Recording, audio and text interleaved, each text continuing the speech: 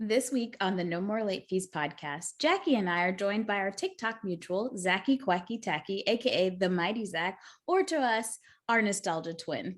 Before our episode drops later this week, we wanted to give y'all a chance to get to know Zack with some fun games. Howdy, Zack. Hi, everybody. Welcome. Hi, thank you so much for having me. I'm so excited. Absolutely. We're excited. The moment we laid eyes on your TikTok, we knew this was a kindred spirit that we had I felt the same way.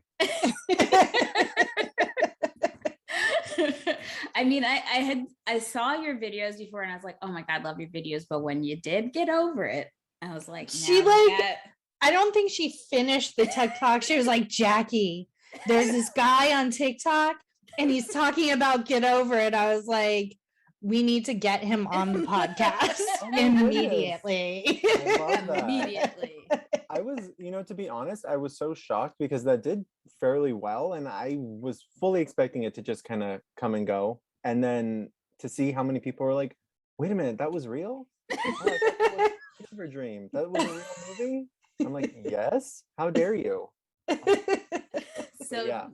Jackie and I live in a fantasy world where, because we didn't have the internet when we were growing up, and we did, but not like to this extent.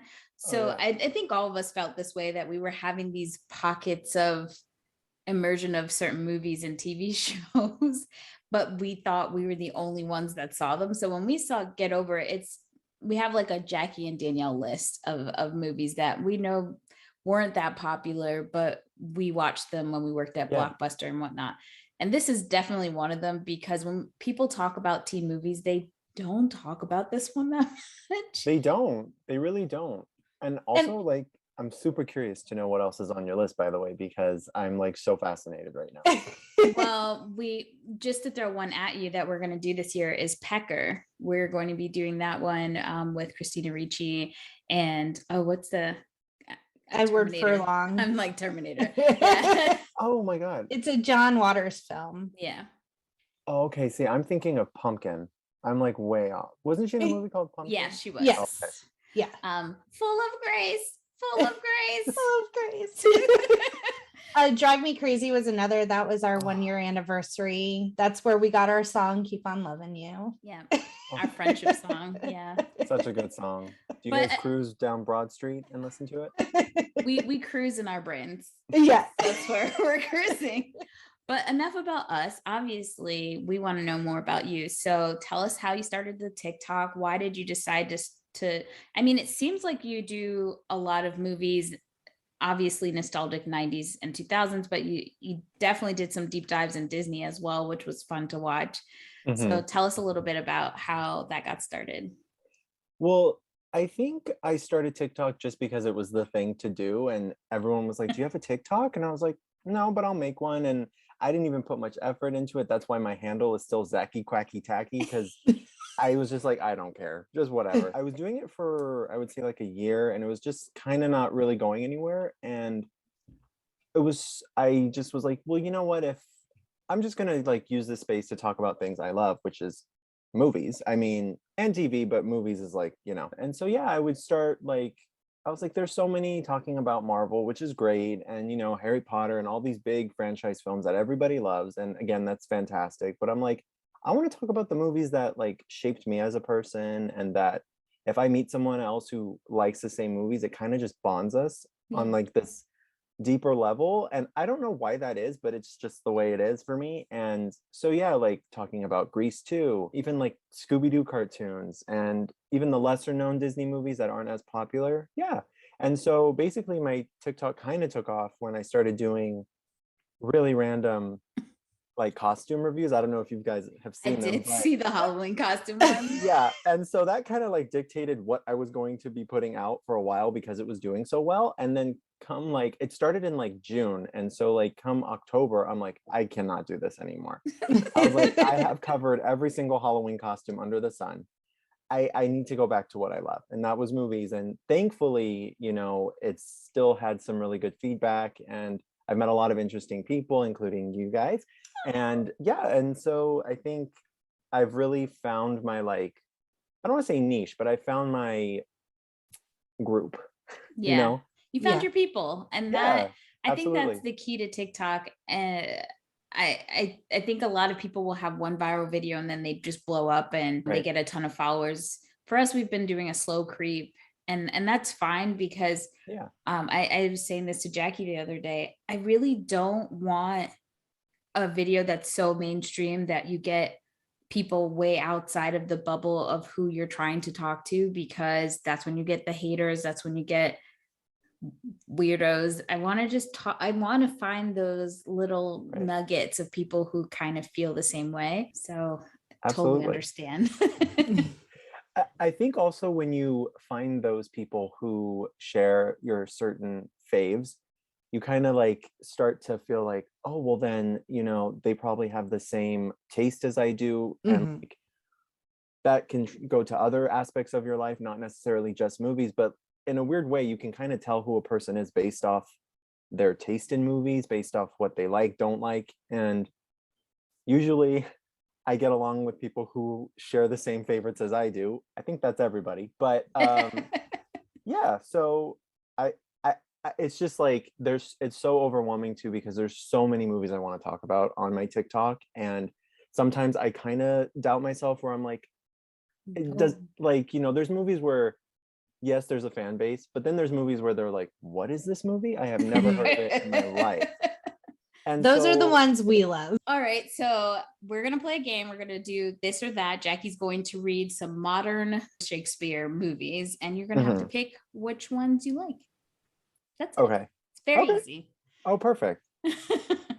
So our first one is A Midsummer Night's Dream inspired. So we have Get Over It or A Midsummer Night's Rave. I've never heard of Midsummer Yeah, Night's I was Rave. like, is that like a normal Is that a movie, or- movie? Is I that had to real? do some Googling. Yes. And these are all movies within our time frame, 95 to 2005. So I had to like, A Midsummer Night's Rave? yes. I I'm remember like, the cover box for it, shelving it at Blockbuster, but Who's that's in about it? it. I was just gonna say, are there Oh, no, let actual me look. actors in it? Well, I know what your pick is by your reaction. Oh my God, Dame Judi Dench is in this one? She is. She's the rave. I didn't even understand. Like, wow, talk about a transformation. Wow, iconic. Andrew Keegan, our boy Andrew Keegan's in it. Oh, we've got to watch this Wow. Carrie Lynn Pratt, now. What? Chris Owen, Shermanator, Oh my goodness. Wow. Jason London, Carrie Fisher's in it. Carrie, Really? Okay. This Like looks in an actual part or like a cameo? Do you know? she is Mia's mom.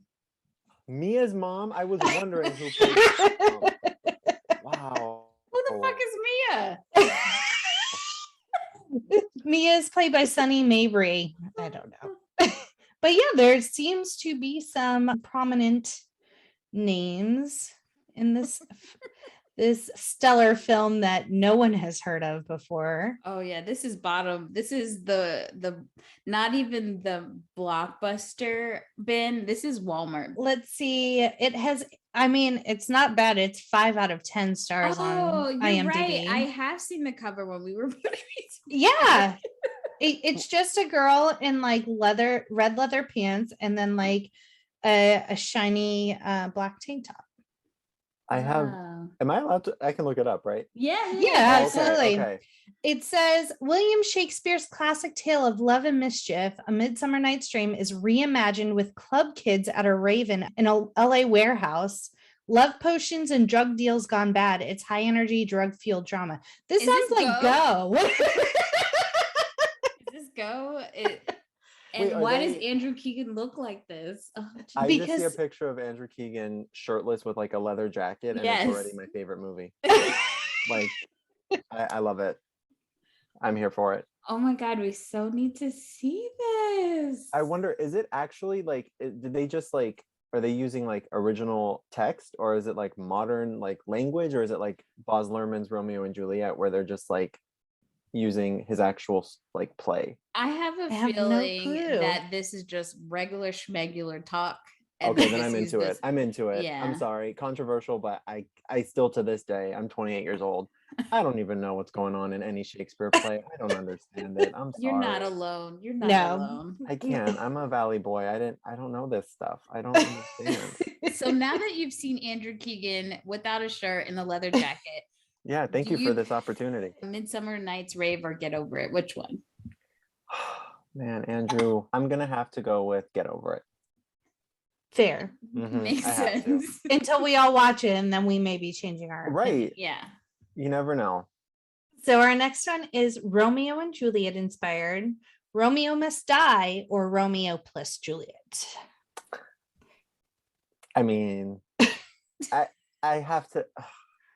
When I was a child and I watched Romeo plus Juliet,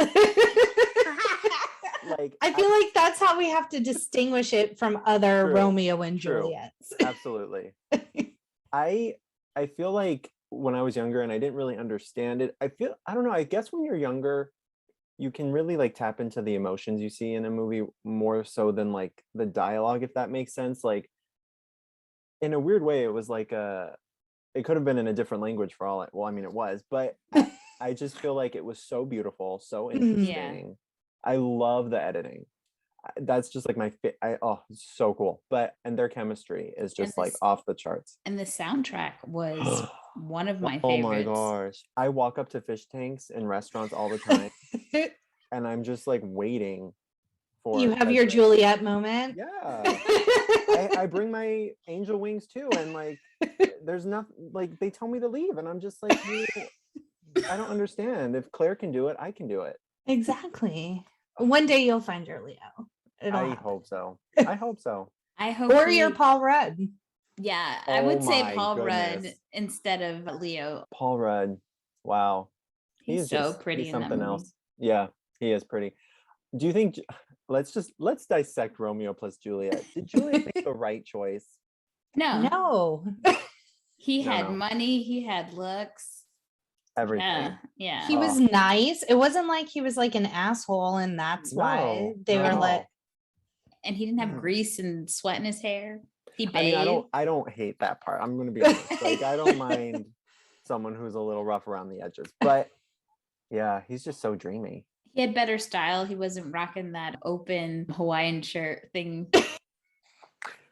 To my 5 Hawaiian shirts that are hanging in my closet.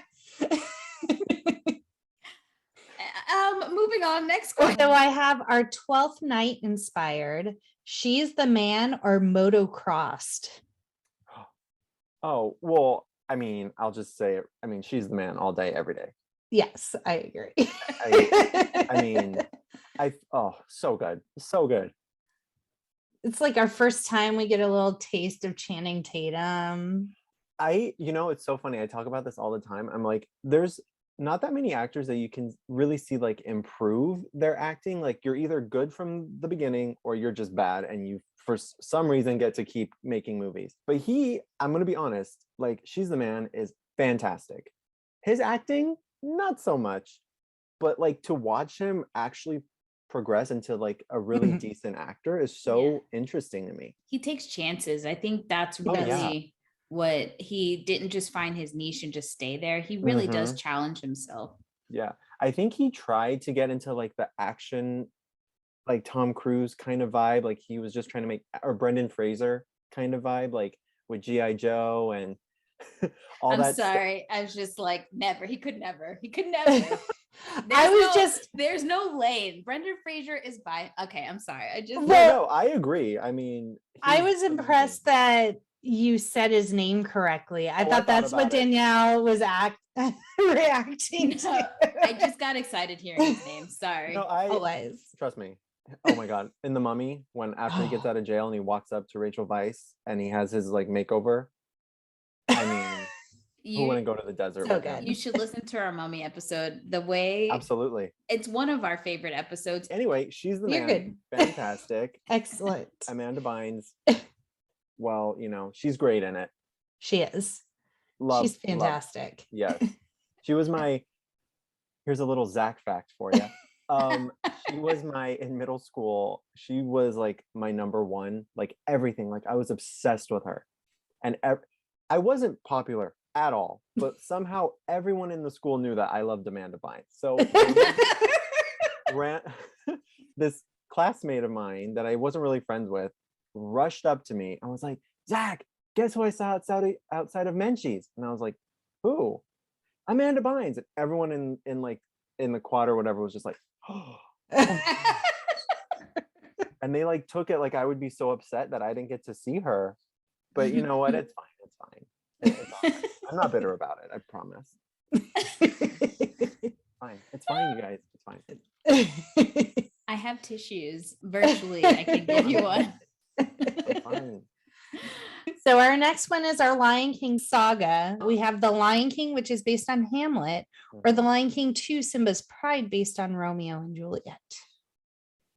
I mean, is that even really a choice? Some people really are hardcore Lion King 2 stans. You'd be surprised. Right? Okay, well, I have to confess, I didn't even know there was a second one. So I think I'm gonna go with The Lion King. Yeah. Excellent choice. Yeah. I've never seen Simba's Pride myself, so I'm glad to know he has pride though. yeah. Or wait, his pride. I get it. Never mind. Got it. Either both ways. Like Yeah. Oh, it's like a multi-layered title. I it love is. it. Wow. Just for that, I might switch my answer now. When I first started at Blockbuster, one of my managers named her daughter Kiara after Simba's daughter's name in Lion King 2. Really? Yes. Well, first of all, thank you for the spoilers. Didn't even know Like he had 20 kids. plus years later. I can't even believe it. My apologies. Wow. I just ruined the whole movie for you. You did. And just so you know, in The Sixth Sense, he did.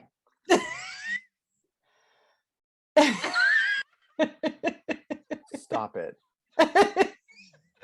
Oh my God, why would you tell me that? What other spoilers can we do?